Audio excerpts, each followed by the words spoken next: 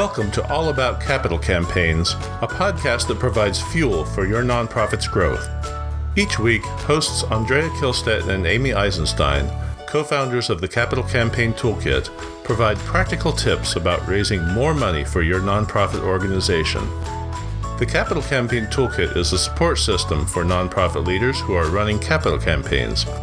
At capitalcampaigntoolkit.com, you can download a step-by-step guide for your capital campaign and get many other free resources. This podcast is recorded on a live webinar every Monday at 2 p.m. Eastern Time.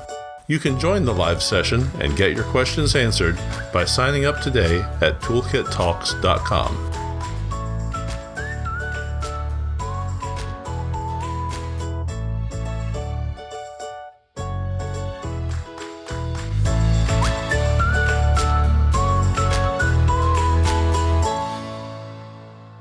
So I'm Andrea Kilstedt. I am talking to you from the gritty city of New York, the South Bronx in particular, where it is sunny and the city is actually slowly starting to open up.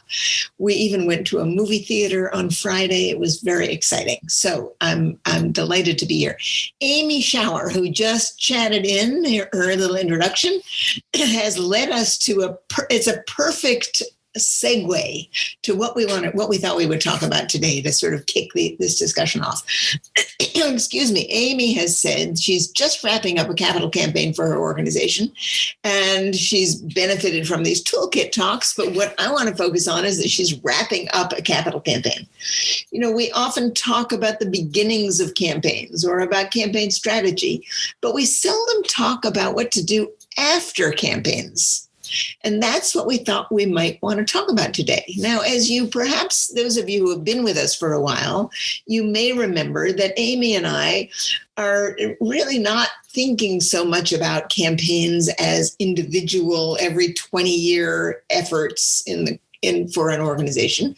We are more thinking about a campaign mindset and doing campaign-based fundraising with a reasonable amount of frequency. So every couple of years doing a mini campaign to raise an extra $500,000, for example, or every 3 or 4 or 5 years doing a capacity campaign to upgrade your systems or put money into the system so you can expand programs more quickly and then catch up your annual fundraising later. And then every 15 or 20 years, having a big campaign. So we're sort of thinking about campaigns as being a more frequent part of your fundraising thinking.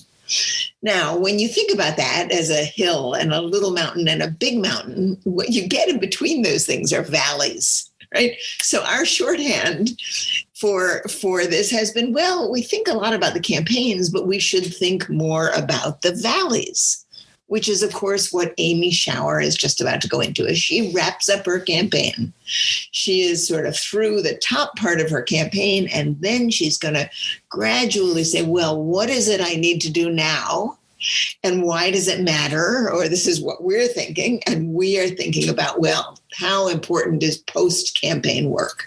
And of course, it's critically important. Just because you reach your goal doesn't mean that the campaign is over, that you close down shop, that you fire your campaign director, that you stop paying attention to your major donors. That would be a colossal and sad waste. It really means that in the closing out of your campaign and the taking care of your donors, you are in the beginning stages of thinking about whatever the next campaign-like fundraising is going to be, right? So there are several things that happen, and I'm going to start off with a little list, and then Amy, you'll pick up with some other things. But of course, the first thing that you're going to want to do is to make sure that you are tying up all of the loose ends of your campaign. Right. Through a campaign, you create lots and lots of sort of communications with donors and potential donors. And towards the end of your campaign, what you're trying to do is to take all of those loose ends that haven't been tied up, and you're looking to tie them up so that there is no one who wondered why you hadn't gotten back in touch with them. There is no one who wondered why they haven't gotten a thank you note or a report from you. Everything starts to get really wrapped up, and you feel as though you have pulled all of those, what will be by then hundreds of threads together. So that's the first thing. Second thing is of course, thanking and stewarding not only your donors, but looking at all the volunteers who helped you with this campaign from the very beginning. And if you start counting them up and you've done a campaign that involves volunteers, and I hope you have, then you're going to want to say, all right, how can we celebrate our success? And let's not do it in one great big celebration.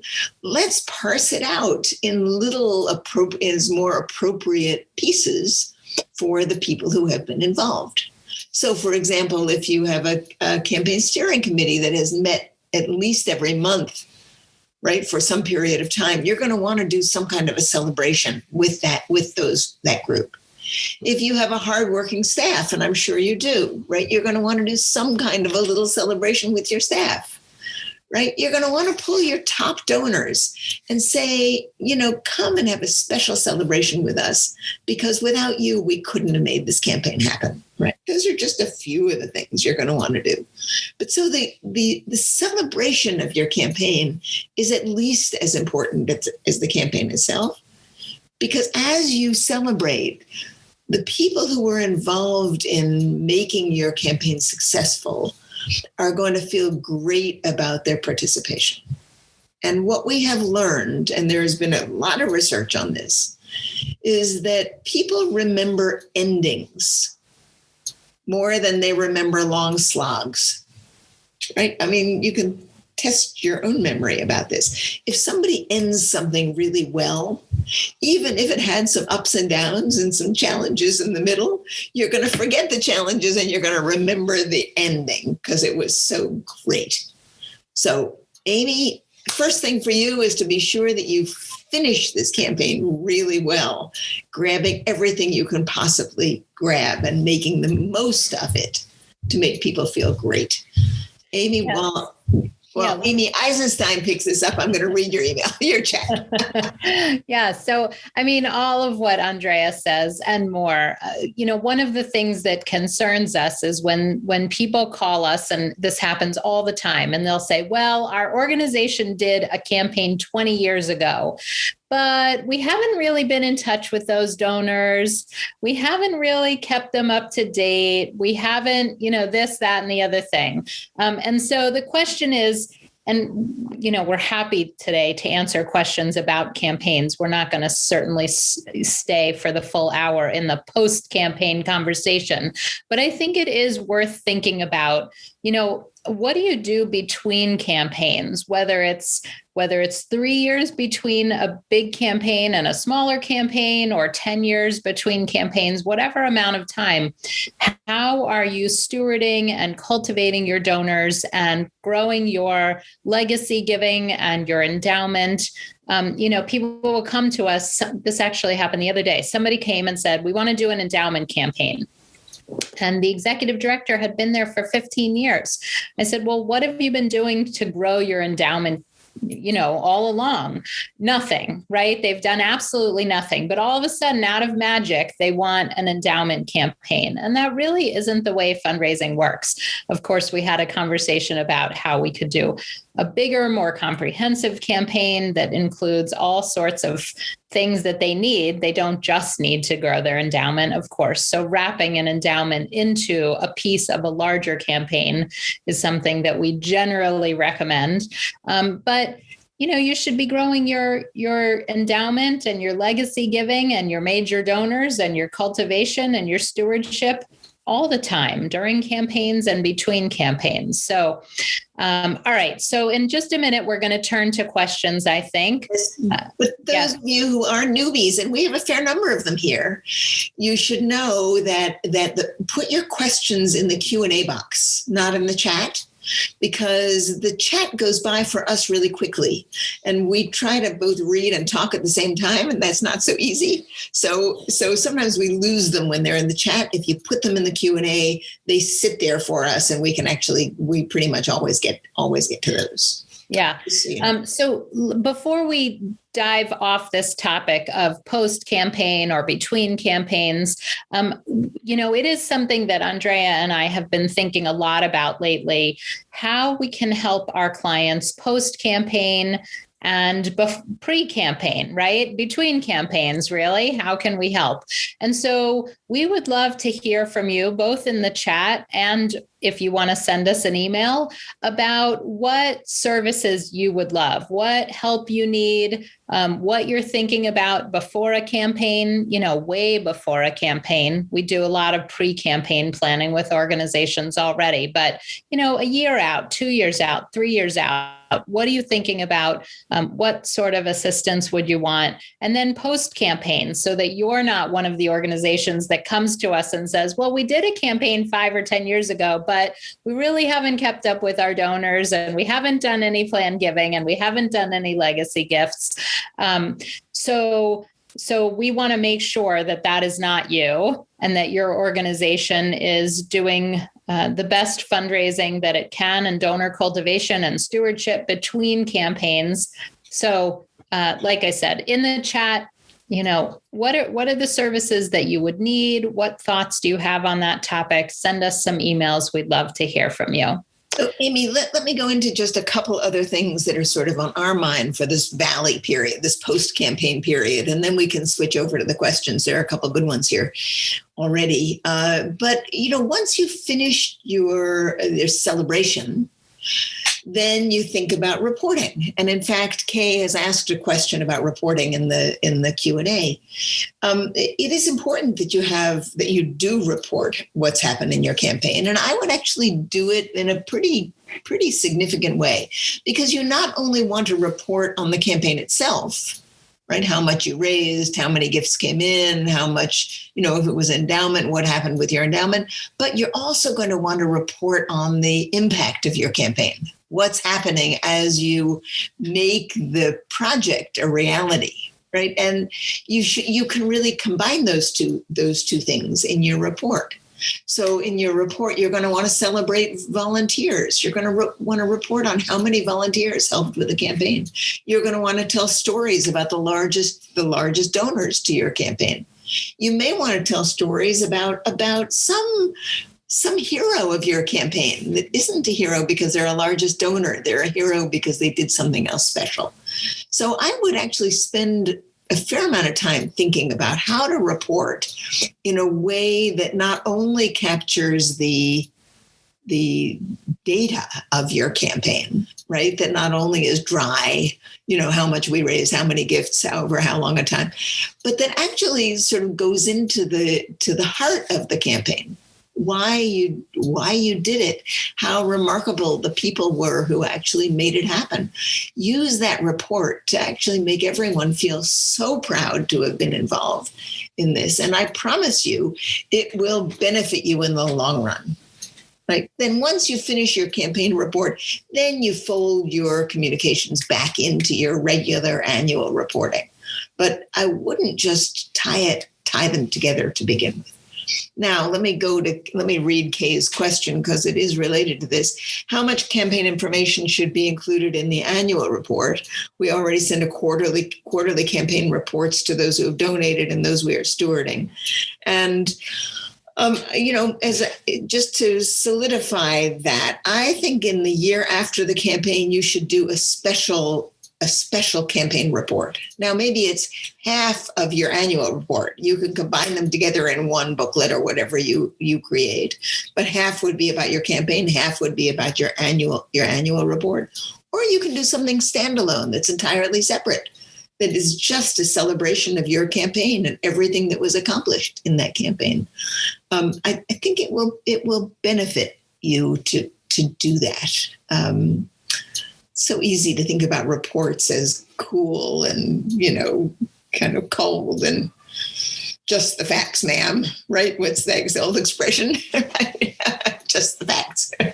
So James is adding in the chat, and I just want to remind everybody, there's a few questions coming in through the chat. So if you wouldn't mind, if you can, open up your toolbar and go to the Q&A section and make sure to put your questions in there. There's, I think, a handful of questions that are coming in through chat. But James's question is related to the one you just read, Andrea. So how often do you recommend formal reports to the campaign donors while the campaign is ongoing? What are your tips? Yeah, well, I'm not quite sure what formal means.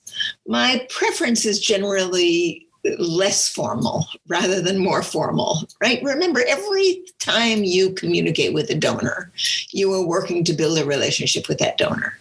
And there is something about formal language that flies in the face of that. Now, you're not going to treat every donor like they're your best friend. It's not authentic. I don't mean that. But you should always find a way to add a little humanity and personal stuff to what is perhaps a more formal report. So let's say, and you should have a formal report format that shows where you are in the campaign. And I think you should probably send it to the top people, particularly your campaign steering committee or, the key people, I don't know, quarterly perhaps, or every 6 months. It depends on what's happening with your campaign.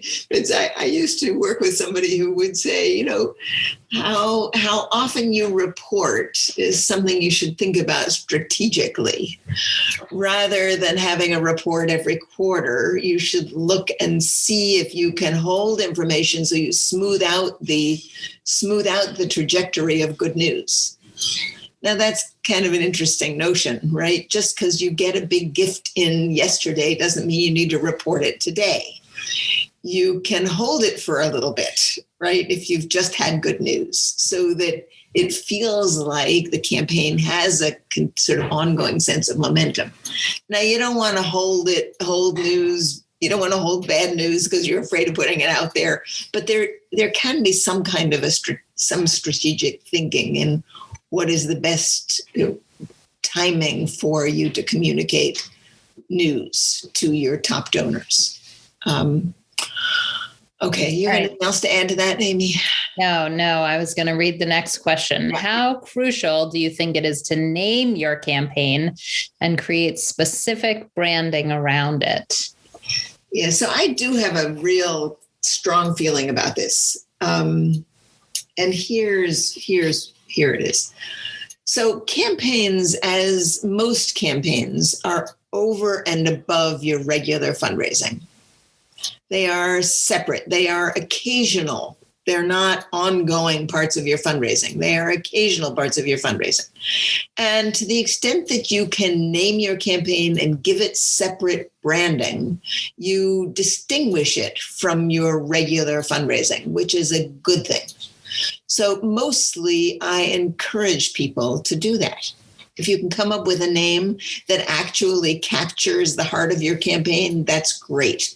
I hate names like the Campaign for the Future. It's like, oh God, give me a break, right?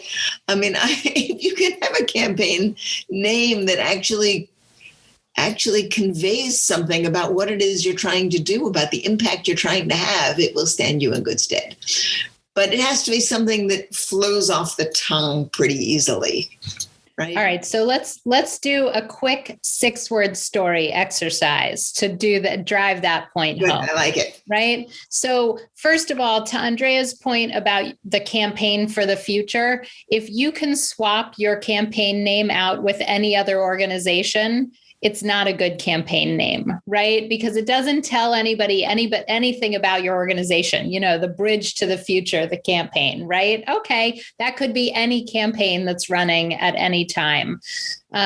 So one of the exercises that I love to do with a board from time to time is to talk about 6-word stories to get people really thinking concisely about their campaign. And the most famous 6-word story, right, I think it was started by Ernest Hemingway. What is it? Somebody remind me in the chat. It's for sale, baby shoes, never worn. right? You know Right. everything that you need to know about that scenario, right? That's the most famous 6-word story. So right now in the chat, let's see what you can come up with. We'll just take 2 or 3 minutes to come up with your 6-word stories. I have a whole list of them. I may open them to get it going if we need to in a minute. But let's think. Who can come up with one about your organization? I can't do it on the fly, but YMCA, healthy, nutrition, fresh air. I don't know what they are. All right. I have to open up my form. Come on, you guys. I know you can think of them. Some of you are scribbling furiously right now. Okay, here they come. Oh my goodness. If you do a Google search for 6-word stories. Yeah. What do you come up with? Some doozies. Here's one for you. We're lying in bed. She's lying. That's terrible. Okay. All right. So we've got some good ones coming in. It just needed to take a second. Build new school, expand children opportunities, right? Okay. Kimberly, good. Obviously, we're going to massage that, but it's a great start. For sale, spiritual center, well maintained. Interesting. Yep. 3 people, long lines, focused hope. That's a good one, right? That really tells you what it's about. Renee has a great one. Safe and stable housing changes lives. Yeah. Right? Yeah. Ours is HIV. Housing is vital, and it's for housing people with HIV. That's great, Amy. Legacy of living well. Right? There is no health without mental health. Yes. I love that one, Kit. Safe Children Coalition, building sustainable youth.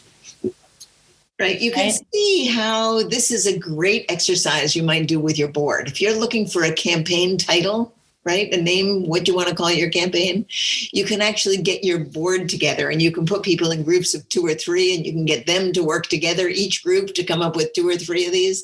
Then you can post them all and you can have some, Las Vegas voting. Do you remember Las Vegas voting? Is that what you call it? I don't know. Is that what it's called? Yeah, Las Vegas voting is great. It's when you have little dots, you put everything, you put a whole bunch of things up on a flip chart, right? When you can get together. I'm sure you can do it online. And you give everybody 6 dots. And then you have them put as many dots as they want on any of the items. Yes. So people can put multiple dots on one item. And then you see what gets the most dots, right? All right. So all your dots in one item, or you can put 1 dot or no dots. Yes. So the board members, have your board members come up with, all right, I found my list. I'll just read you a few. Save a dog, she'll rescue you. That's good. Finding a cure for my mom, right? Feed the hungry, nourish a soul. And new school buildings help students soar. This is a good one. Performing arts, more than a play. And after school programs keep kids safe. I mean, they're endless, right? I mean, really, I just absolutely love this idea of a 6-word story. So when you're thinking about your campaign title or your campaign theme or tagline or whatever it is, do this 6-word story exercise. Give your board members some great examples. I have to read Patty Thayer's just because I'm wearing her Slow Rep sweatshirt today, which is the best sweatshirt I've ever had. And she has an 8-word story for Slow Rep, which is unforgettable characters, extraordinary stories, a thrilling new stage. Yes. Yes. Yay, Patty. Right. Excellent. Okay, great. So that's a lot about coming up with a campaign theme, but the short answer is yes, come up with a campaign theme and use it. And then when you go back into your old branding, people will know that the campaign is over. It was successful. They will have an image of it, a vision of it, and they will know. And then they go back to where you were. So that's all good.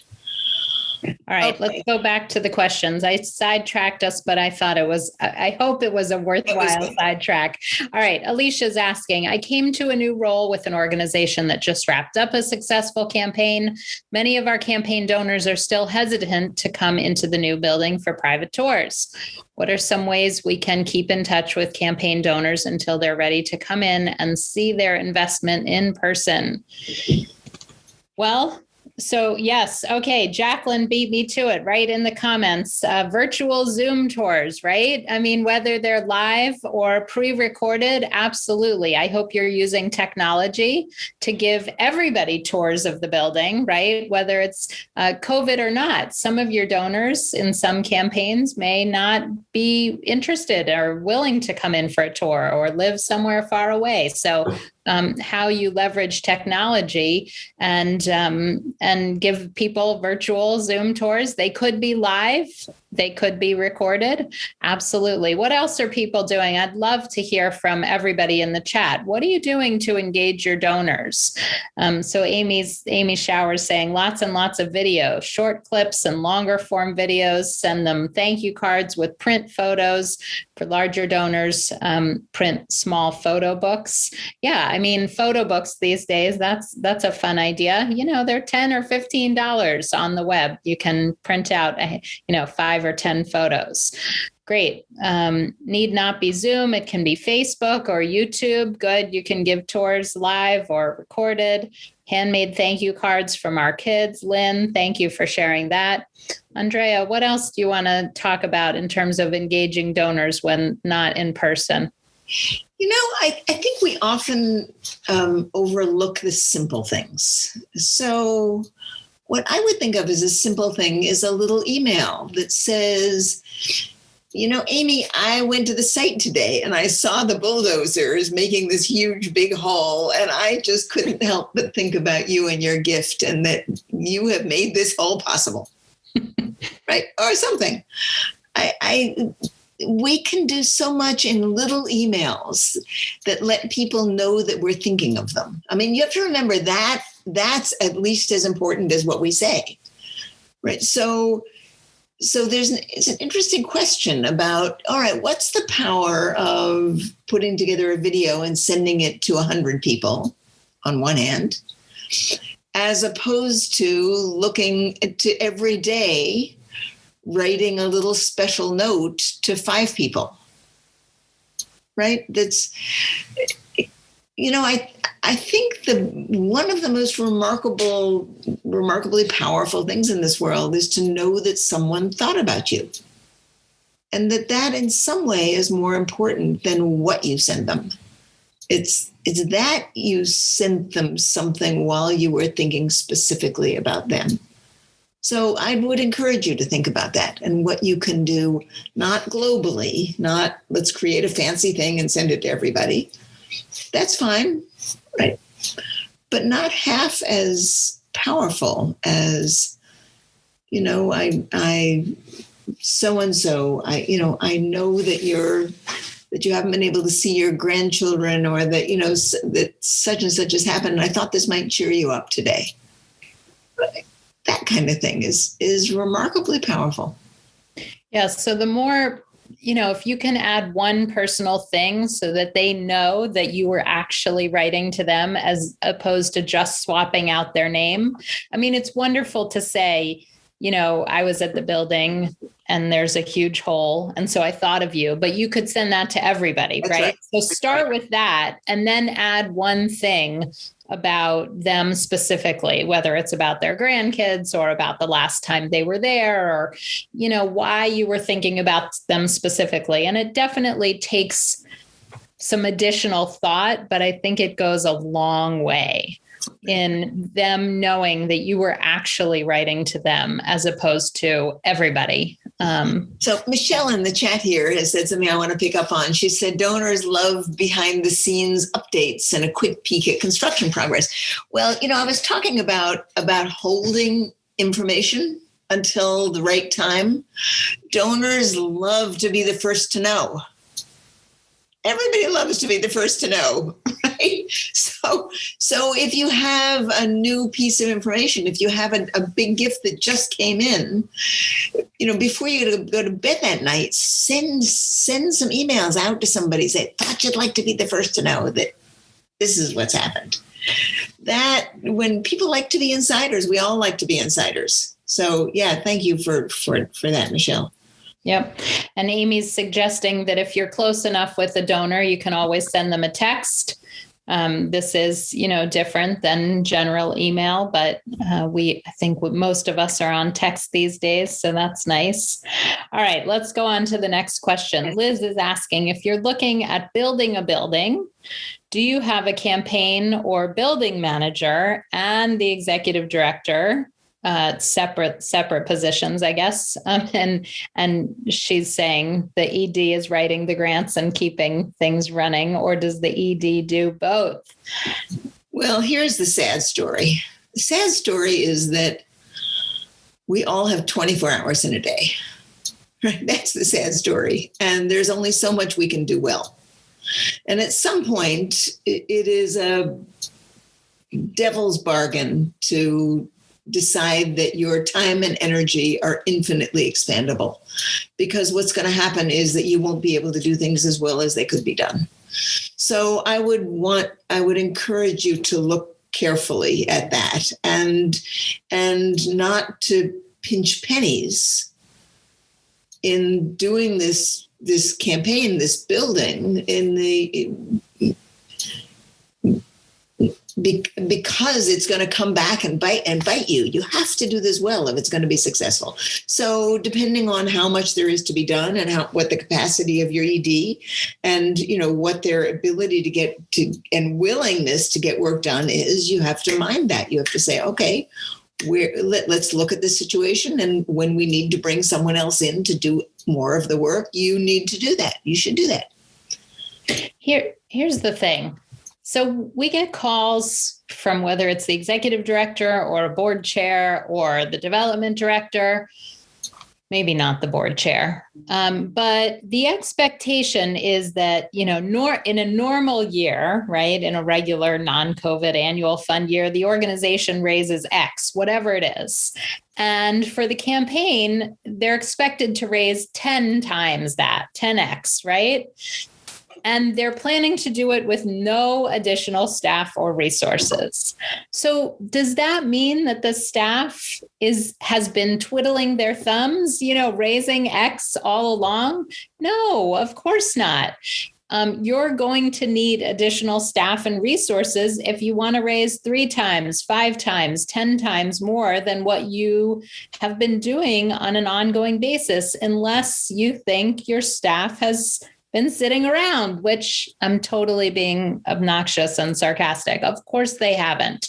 But to have the expectation that your existing staff can just somehow magically raise 5 or 10 times more, I think is naive to be nice. And I don't know what to be not nice. But yes, you need to hire, generally some sort of development staff, a development staff member, or maybe an administrative assistant that will help the executive director. We've seen lots of campaigns work successfully by adding an administrative person role.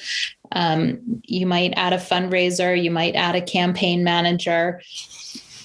And that's often in addition to a consultant and other support. And so really thinking about your campaign budget. And, if you want to go from raising $100,000 a year to $2 million a year, what additional infrastructure, systems, support, staffing are you going to need?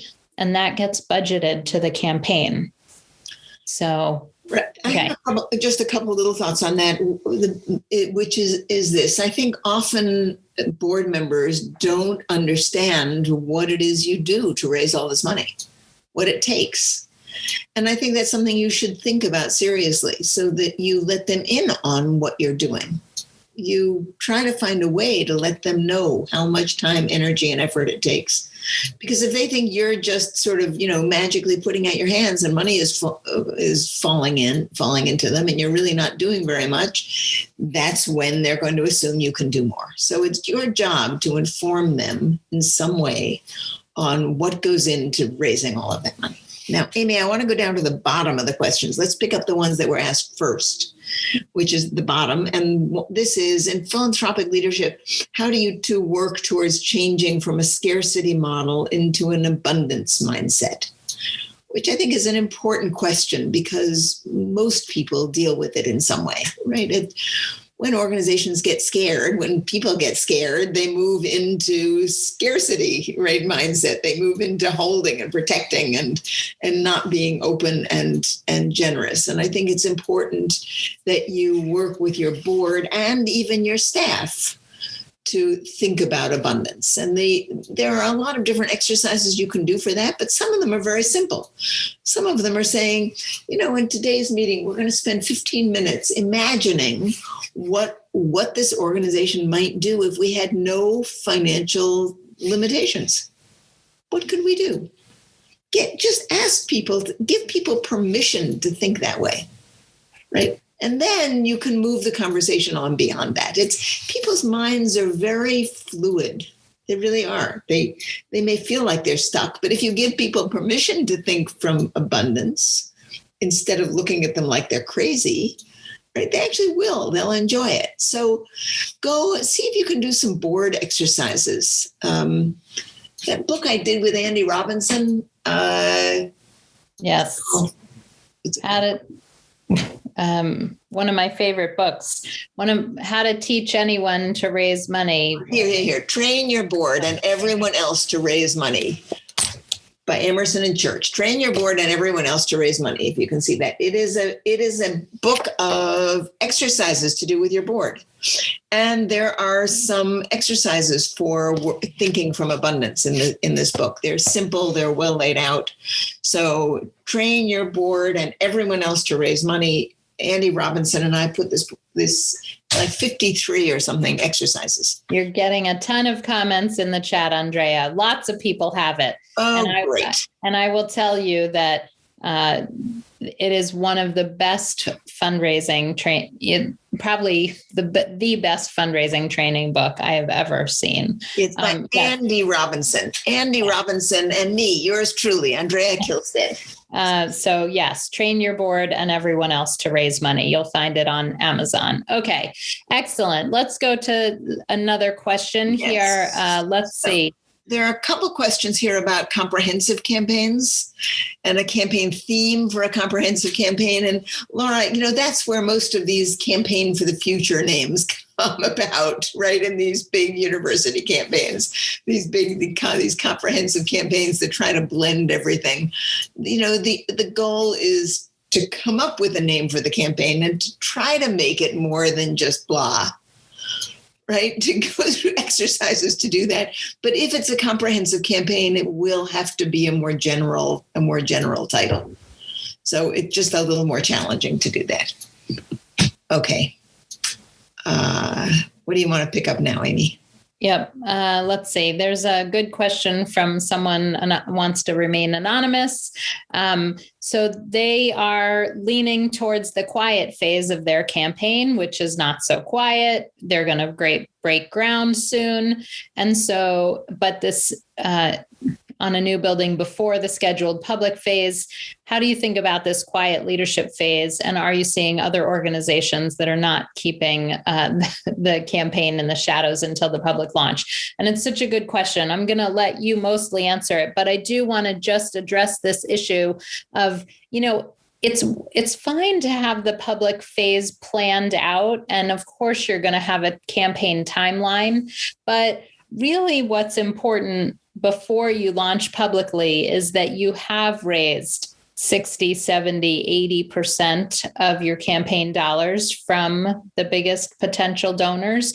If you go public too early, then it's harder to to successfully raise the dollars, because when you ask the whole community to join in, that's when you're going to get the $50, the $100 gifts. And you want to do that really at the end of your campaign. So, this, I think, goes to the best laid plans. So don't stick to the schedule, stick to the fundraising. I don't know. All right, Andrea, what do you want to say about the quiet phase? Yeah. There always is confusion about how quiet is quiet. It's right? because it's a bad phrase. It's a bad name, right? Right. And who knows? Maybe before I'm done, I'll come up with the right name for it. But let me be. I've gotten really clear about it in my own mind. So let me share that with you. What is quiet about the quiet phase of a campaign is that you have not announced the goal. You have not announced the official goal of your campaign. You may have talked about a working goal. It's kind of, well, here's what we think we're raising. And when you go public, when your campaign is no longer quiet, you say, our campaign for $50 million, we are 80% of the way there or 85% of the way there, and our campaign goal is $50 million. Before that, you can talk about the project, you can talk about the impact, you can even talk about the campaign, but what you're saying is, we have a working goal. We will determine the official goal later, right? As we see how costs come in and how our fundraising goes. So everything stays soft until finally you become public with your goal. And that's the difference between the quiet phase and the public phase. That's the essence of it. Yeah, here's another important thing that I've come to think of as a really critical difference between the quiet phase. So silent is the wrong word. Quiet is more realistic. And the public phase, and that is who and how you're asking for gifts. Right. So in the quiet phase, you are doing one-on-one asks. You are asking individuals or companies or foundations, right? But targeted, specific asks. You are not, in the quiet phase, you are not doing a mailing. You're not doing a big mass email. You're not doing a crowdfunding. You're not doing any general mass requests. That to me is also a critical difference between the quiet phase and the public phase. So yes, you may be talking about your project. So in the case of the question asker, right? The shovels are going in the ground. So it's public that you're building a building, but you haven't asked the community for support yet. You say, listen, we're working on our plans. You'll see our vision, and we're preparing to ask you as a community for your support. First, we're going to the leadership level donors, and if somebody questions you, you can say, listen, we're asking people who have an interest and willingness to consider gifts of 100,000 or more right now. Is that something we should be talking to you about? And then they'll either say yes or no. Say, okay, then we're not ready to ask you for your gift yet. We will be back in touch in a few months or when we're ready to ask you for a gift. Okay.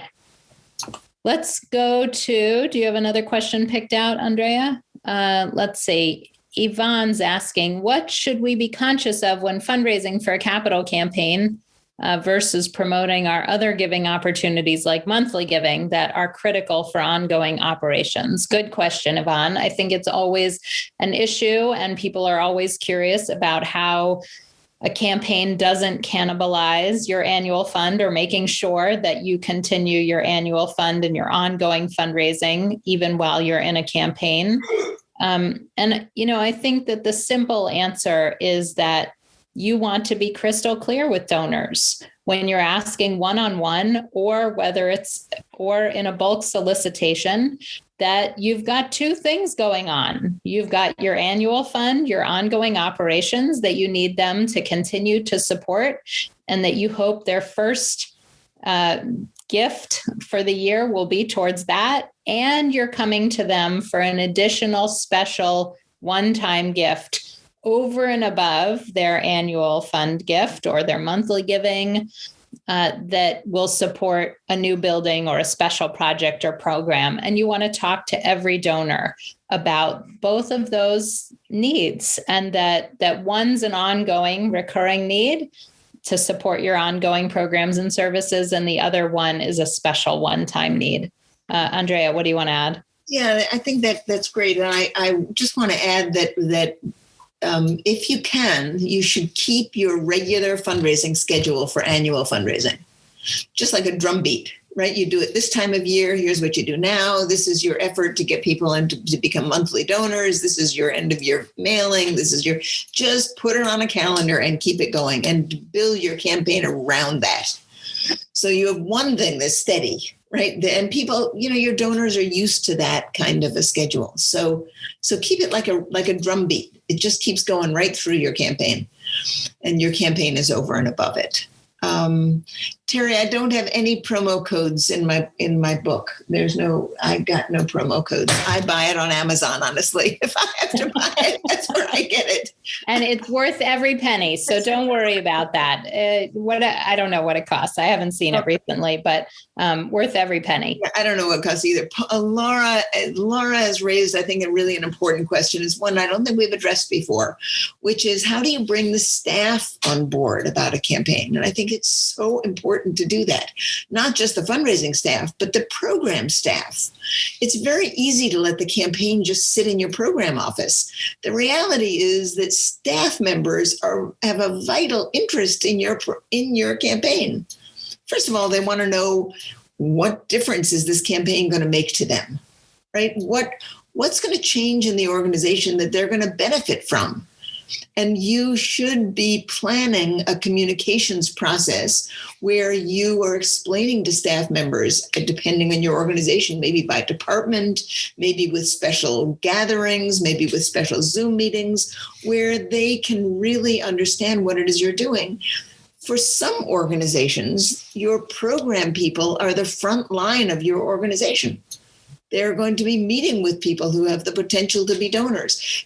Donors will be asking them about the campaign, and they need to know and to understand and not be afraid of it. They need to be on board. You need to be communicating to them.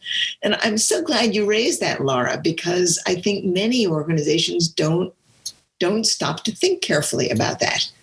That if your program staff is excited about the new building or the new program or the new equipment or the plans for making their work more impactful and better, they will help spread the word about your campaign out into the community in a way that few other people can, right? They're a powerful force in your organization. So there's not one way to do it. It depends on the kind of organization, the kind of staff you have. But boy, everything gives way to some thought. I would pull some program people together with development people and brainstorm, how are we going to let our program people know and be advocates for this campaign? How do we let them know how much they will benefit? So, Andrea, it makes me think of our board training, right? I mean, often we get the question of preparing a board for a campaign, but I think Laura's question about preparing a staff members and Laura, to read your question, people seem scared about the unknown. I think that's true of board and staff members and campaign volunteers. Anybody who's unfamiliar with the workings of a campaign or hasn't worked on multiple campaigns is probably nervous because it's a bigger fundraising endeavor than you've ever worked on before. So we actually have, if I do say so myself, an amazing board training that I think could also work well for a staff to get them to understand what the expectations are, what their role is, how it works, what the strategy behind it is. So if anybody's interested in a board or staff or joint board and staff training, we would love to talk to you about that. Visit the Capital Campaign Toolkit website or send us an email, and we'd be happy to talk to you about that. Okay. So we have lots of questions today. Thank you all so much for your questions. They are a terrific. It really is so helpful to do this. Well, let's go to Wendy and then to Sandy. Wendy's question: I'm the CEO. She's organization has grown a huge amount. She needs to do a campaign to sustain growth. What does that look like? Well, here's the story. You can raise money to have short-term bursts of growth from special gifts, but you can't have a capital campaign to raise money to sustain your organization over the long run.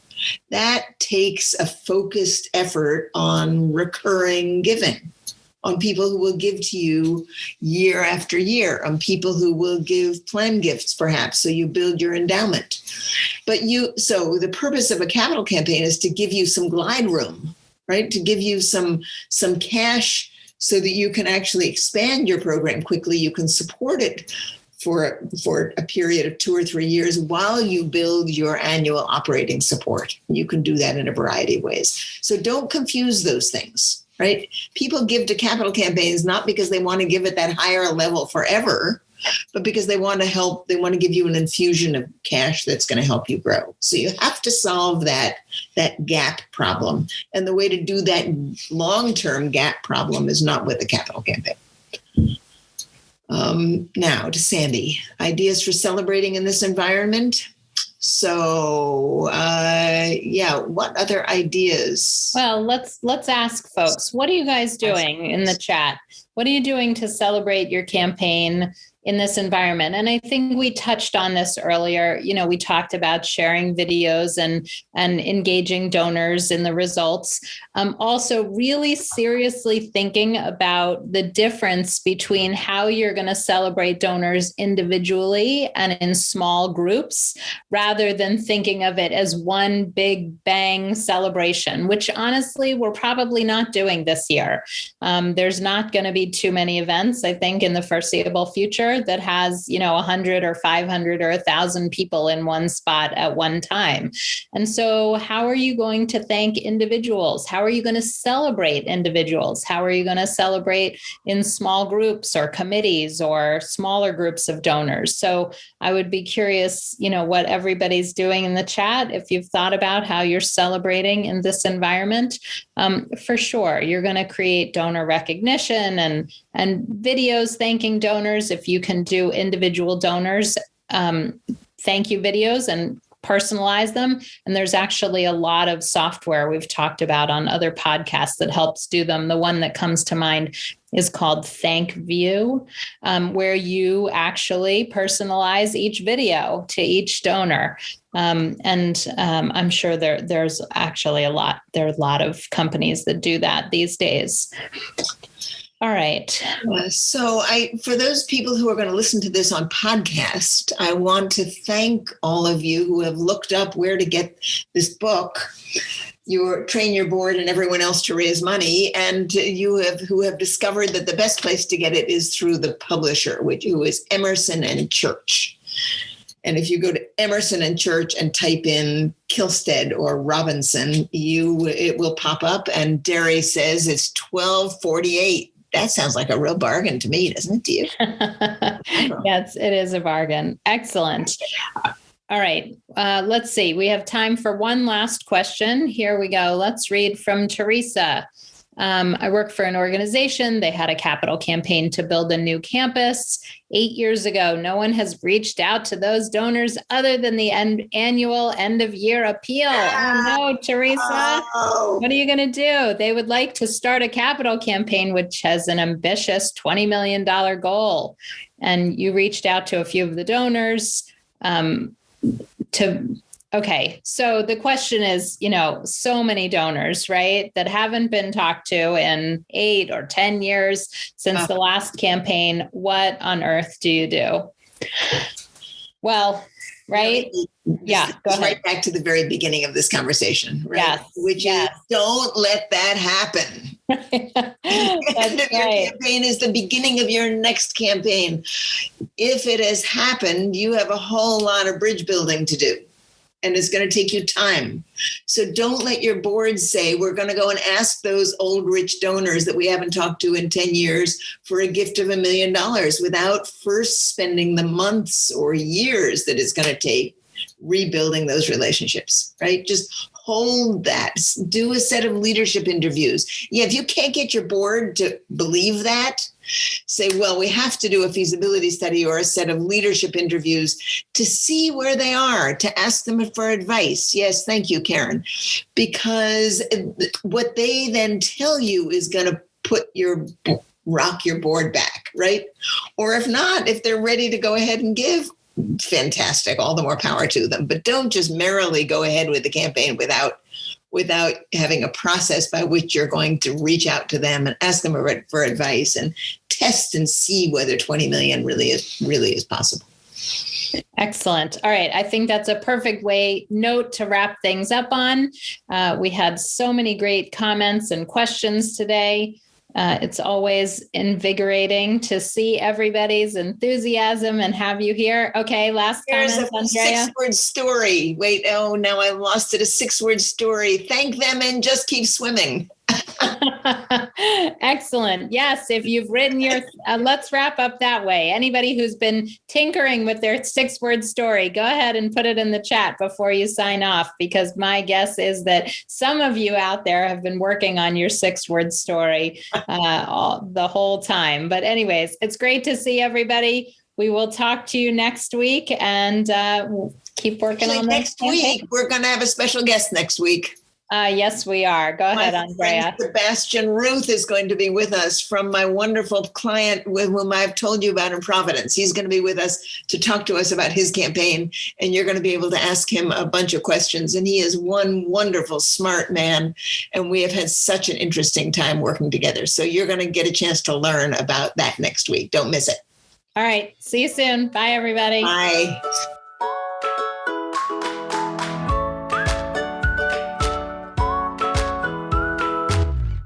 Thanks for joining Amy and Andrea for today's All About Capital Campaigns. To learn more about them and their work together, go to capitalcampaigntoolkit.com.